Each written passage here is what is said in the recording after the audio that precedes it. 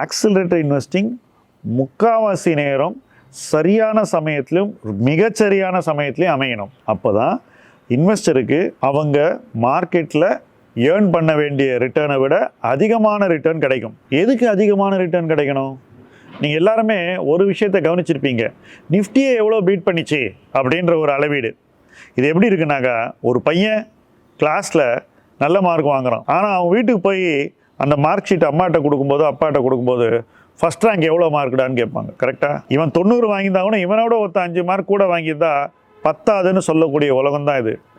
இதே ஆட்டிடியூடு தான் நமக்கு இன்வெஸ்ட்மெண்ட்டுக்கு வரும்போதும் வருது.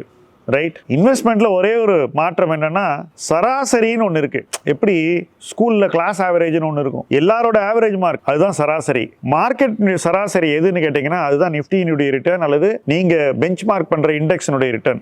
அந்த சராசரிக்கு மேலே எவ்வளோ வாங்கியிருக்க அப்படிங்கிறது தான் எல்லாரும் கேட்கக்கூடிய கேள்வி.